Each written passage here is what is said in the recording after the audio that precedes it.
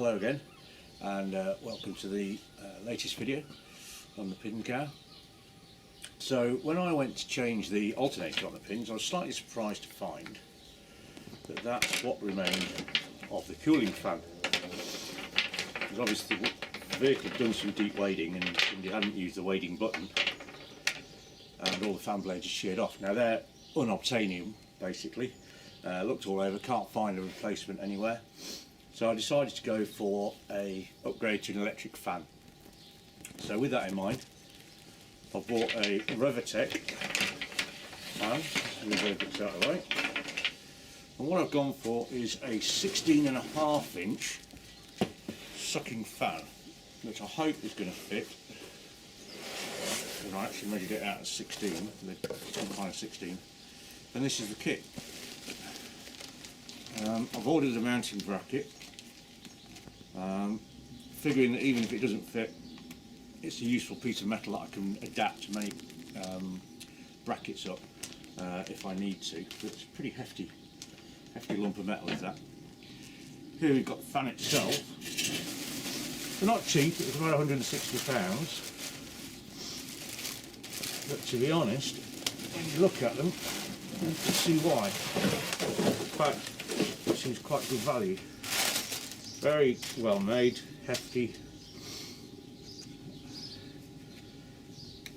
and it definitely looks as though that did the job. It comes already wired, so you just need to splice it into your vehicle loom. I'm probably going to connect it to a permanent live with the idea that the fan then will carry on running after the engine's switched off, if it needs to, if it needs extra cooling. I also ordered, what have we got here? Electronic fan control system. So in the box here we've got the controller. This fits into the pipework for the radiator, into the hose. You see, basically cut your hose, insert that. It's got an adjustable temperature thing on the top. Comes with a relay attached, it comes with the wiring loom attached, it even comes with Jubilee clips and a little cover for the thing here to just waterproof it a little bit better. So it's a very comprehensive pack. It's really got virtually everything that you'd need for a standard installation. And also with that I bought the three-way switch, so that's off, auto and on. The idea being that if I need to, I could switch the fan completely off. Why would you may ask? Sensible question.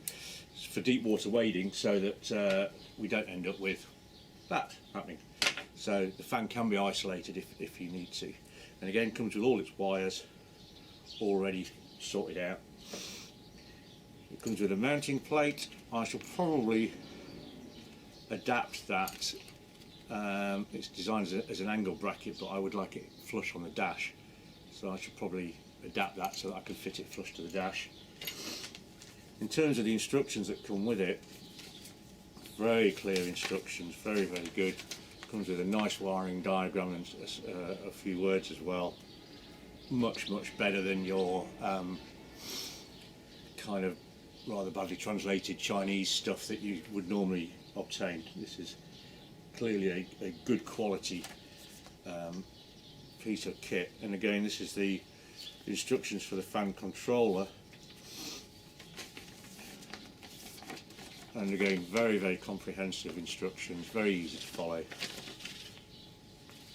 The difficult bit is going to be, because my battery is remote to the engine compartment and it's a 24-volt system and this is a 12-volt fan, the difficulty is going to be in the wiring. That's going to be quite awkward to set up, I think.